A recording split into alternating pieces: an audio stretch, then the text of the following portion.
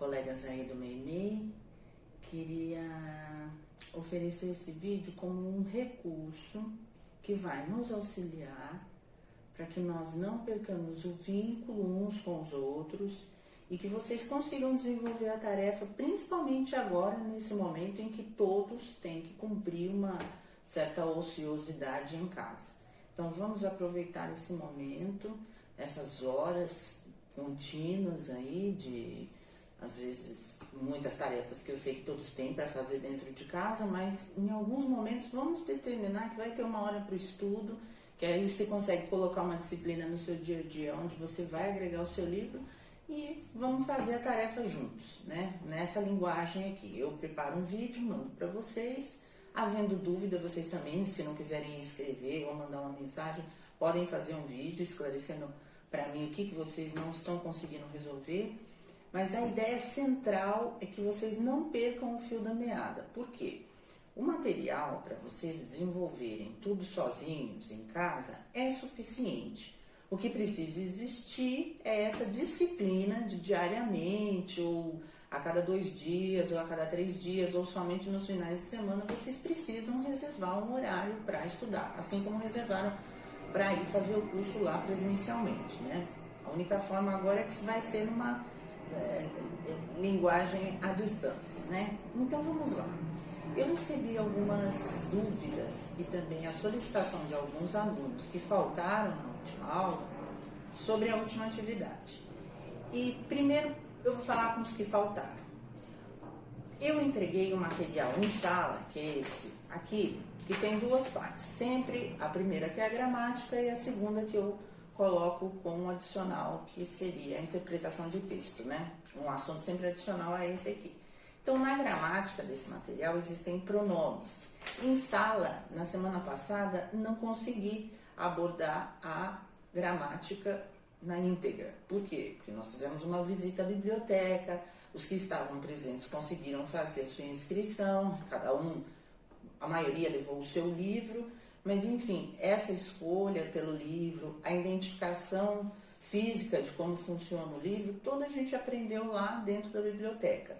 Para os que faltaram, eu vou dar uma repassada nisso agora, para entender o que foi pedido, mas principalmente para pegar a última folha de exercício que está logo acima desse vídeo. Nas minhas conversas, eu sempre coloco o material da aula do sábado disponível na sexta-feira no grupo do WhatsApp. Se você conhece algum amigo seu de sala de aula que ainda não está no grupo do WhatsApp, ele que me mande um e-mail, se ele não usar o WhatsApp, ou que ele use o WhatsApp se não houver o e-mail. Por quê? Porque ele vai ficar sem vínculo nenhum, é muito possível que ele até desista do curso, porque a gente não sabe realmente quando vai voltar. Quer dizer, a gente tem uma previsão para a volta, mas isso está bem suscetível a qualquer mudança no futuro. Então, é importante que a gente tenha consciência de que essa atividade, se eu continuar fazendo dentro da minha casa, vai ter alguém ou uma linha do outro lado respondendo as minhas dúvidas. Vocês não estão falando com ninguém, ou é simplesmente um ensino virtual. Não, aqui é uma troca mesmo, até porque a sensibilidade vai me dizer para onde que vai avançar esse trabalho de diferentes formas, porque cada um vai escolher um livro e cada livro tem uma relação com a questão literária diferente, né? Então, nesse caso, né, a gente ainda está na primeira parte do projeto. Vamos escolher um livro e vai ter um prazo para isso, como eu havia combinado nessa aula aqui, aonde eu coloquei, então busquem o material lá no WhatsApp, um texto inicial que dá a ideia da estrutura do livro. Então, o que foi isso? Aqui um livro, como exemplo, que tem a capa, o nome, o autor, esse aqui inclusive coloca até que gênero que ele é, que é crítica política, e a orelha. Falei que na orelha é um bom começo para você saber se aquele livro que você está escolhendo para fazer o seu trabalho é interessante ao seu gosto ou não, é atraente para você ou não. Por quê? Porque geralmente aqui ou é o próprio autor, ou é um jornalista, ou é um autor crítico da obra, né, que faz dar a sua própria opinião, mas que no final ele coloca a sua assinatura e diz quem é. Então, mas o que ele faz na orelha? Ele dá uma apresentação da obra. Então, você leu aqui, né? Aqui geralmente vem uma fotinho, né, do autor. Você conhece um pouco sobre a obra e sobre o autor. Ah, não é suficiente ainda para mim, porque você não me convenceu de que esse livro é interessante. Então eu vou lá na introdução, que às vezes vem introdução, às vezes vem sinopse, às vezes a parte inicial não é a dedicatória, às vezes quase sempre existe uma dedicatória e depois passa por um prefácio, ou que pode ser uma introdução para depois vir o livro. Então na introdução existe um detalhamento maior, mais aprofundado do que seria o conteúdo desse livro. Então, lendo a introdução, você consegue perceber se isso, adiante, ó, aqui são 4 páginas de introdução. Se isso você conseguir fazer e identificar que é um livro interessante, o risco de você começar a ler e não desistir é menor, né? Então, fazer isso antes da escolha definitiva é importantíssimo, essencial. Ah, professora, mas acaso existem livros que não têm essa orelha, né? São livros que têm um estilo que eu não sei qual é, mas é um estilo diferente, em que eu percebo que figuras aparentam mais o seu interior, ele tem mais imagens, ele constrói o texto primeiro, mas depois ele sempre tem uma imagem para referenciar aquele texto. Eu não sei bem que estilo é esse. Mas então como é que eu vou saber a respeito dele, né? Como é que eu vou entender? Todo livro tem lá o corpo de execução, né? Uma ficha técnica mais ou menos aqui na frente, ó, que fala sobre seus autores, quem desenhou, né? Quem é o responsável pelas imagens, que são as ilustrações, que é o responsável pelas fotografias. Esse aqui é um exemplo de um livro que tenha ilustração e fotografia.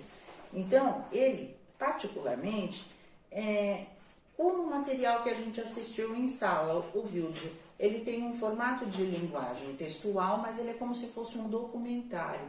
Por quê? Porque aqui um jornalista, um médico e um coreógrafo falam sobre um grupo de dança que funciona, uma companhia de dança que funciona, que existe ainda hoje, que foi constituída dentro de uma comunidade que é a Favela da Maré, no Rio de Janeiro.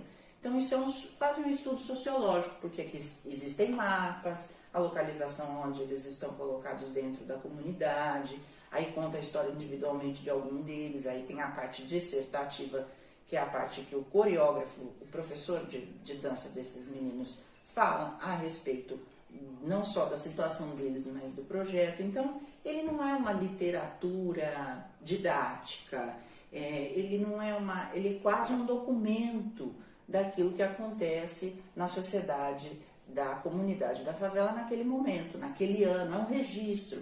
Por que é importante isso? Porque dentro de uma biblioteca se registra tudo. Isso que a gente está vivendo agora vai ser registrado pela ciência, pela medicina, mas vai ser com certeza o deleite de muitas obras que vão surgir, né? Entre romances, dramas, poesias, né? Seja qual for a linguagem que esses autores forem escolher, é um momento nunca vivido pela humanidade antes, né?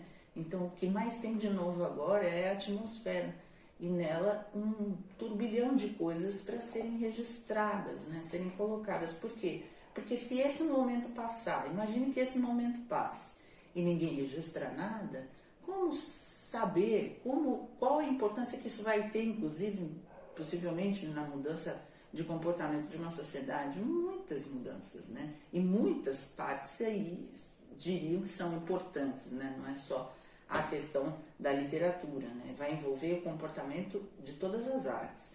Mas vamos dizer que aqui é uma forma de arte que precisa ficar lá mesmo registrada. E quem vai escrever? Os autores atuais, né? Os que vocês vão escolher, possivelmente.